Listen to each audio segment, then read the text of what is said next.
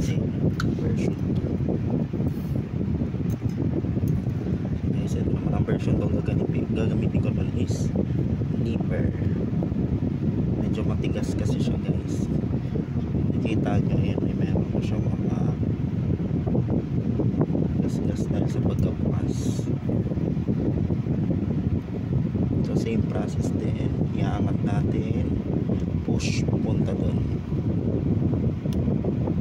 Mararamdaman nyo naman konti-konti siyang maangat. Tulak nyo to guys, diin pataas, diin pataas, diin pataas, diin pataas, diin pataas. Konti-konti na siyang maangat guys. Taas, diin taas, diin taas. Guys, kailangan nyo ng pasensya dito pag binubuksan dahil pagka may inipin kayo, syempre tatamatin na kayo. May katigasan talaga siya guys, kita nyo naman.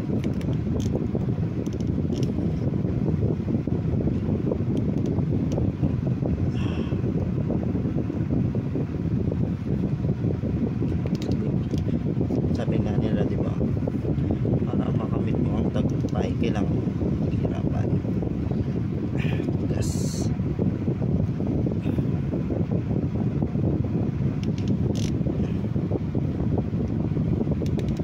Yun, makata yung kabilang side. Yun.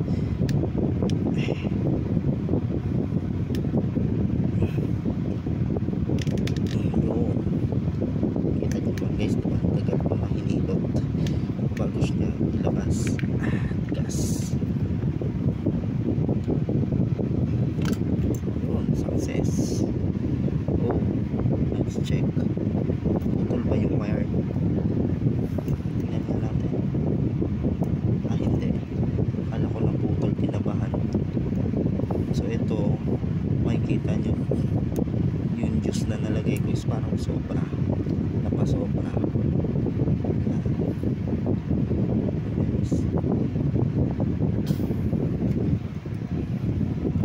So ito naman yung sa version 2. Yan, bilis niya matuyo. Siya nga pala, pag-ihipak kayo, huwag yung tuloy-tuloy kasi mabilis na tutuyo yung cotton. So mabilis siyang naubos. So yun, lalagyan ulit natin. Nakakalipang din siyang gawin, matrabaho nga lang, pero kasa bibili pa tayo ulit ng bago 450.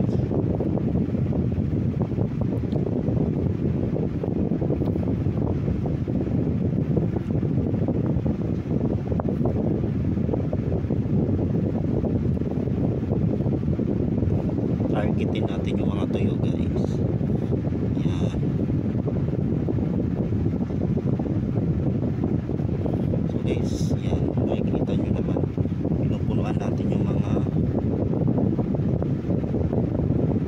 yan, pumupuno na siya. So yung kita nyo naman medyo masarap so okay lang naman yan. So balik na natin. Lagit lang din siya talaga guys. Ganito po siya sa loob. So yun, dapat hindi siya masyadong tapon-tapon, yung tipong overflow na.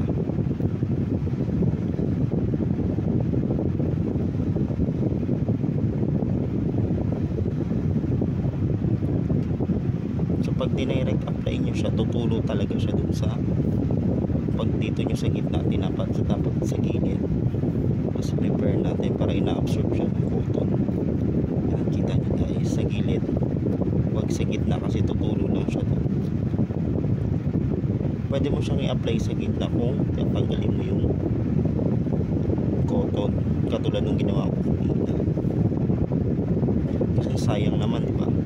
Nagsasalin tayo, tas yan, katulad yan, di ba? Nung nilagyan ko sa gitna, kumulo. So stable muna natin yung position, hindi magtuloy-tuloy.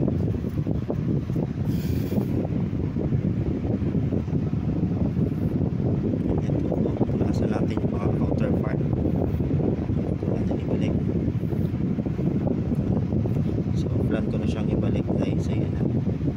So ito kahit magkabalik-baliktad okay lang naman. Basta yung pinaka parang coil niya is tumama dun sa mismong ito. Sobra na tayo na nalagay guys. So babalik na natin siya.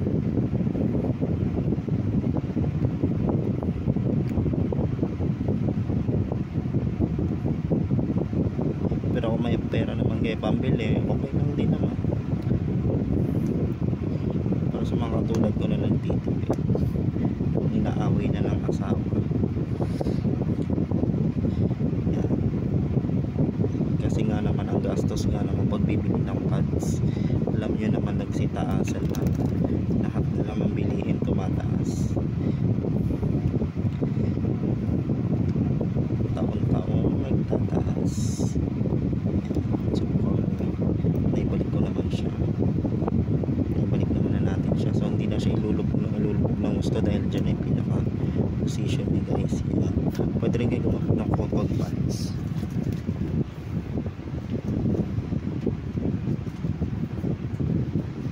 Yan, cotton pads. Linisin natin yung gilid-gilid.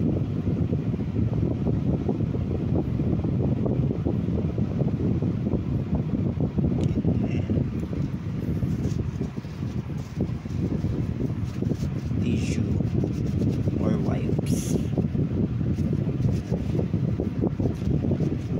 Siyempre malinis yung gagamitin natin pampunas.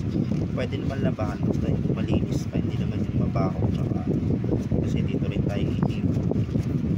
Gusto nyo ba na madumi yung gagamitin?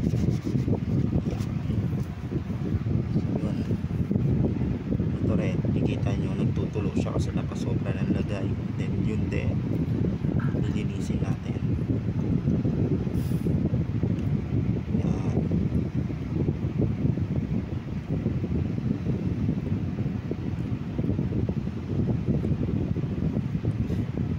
Kung may blower kayo, pwede nyo rin yung blower. Basta wag lang yung sobrang init yung gagawin yung pag-dye sa kanya. Pag-dry, pagpapatuyo.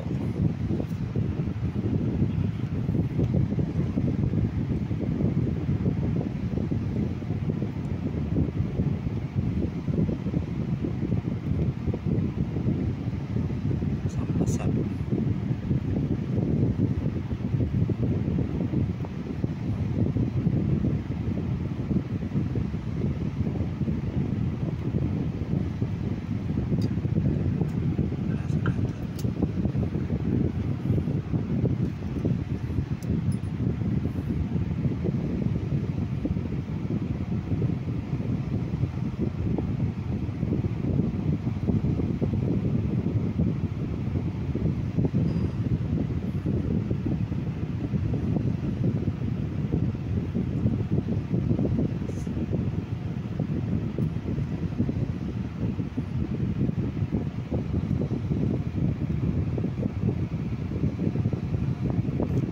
Pala guys, ingatan nating maputol tong mga ano niya, stands niya.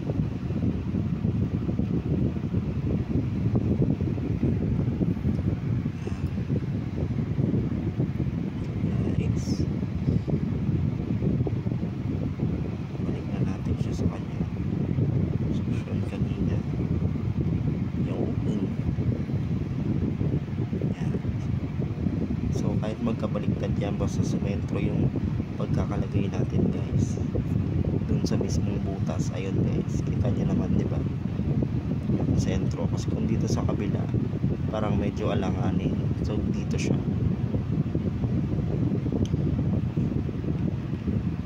And tulak dito din sa kabila. Ingatan natin maputol yung lock.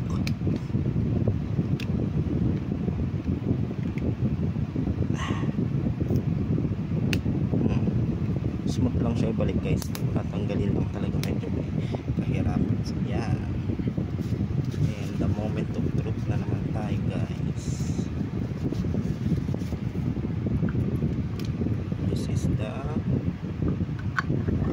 version 2 and yung kanina is version 1. So ang ginamit pa pala natin guys is ito. Mabili ko lang siya ng 200 pesos, pero sa iba 180 lang. 180 to mas mababa siguro pag mas marami kayo po. So yan, try natin siyang tikman.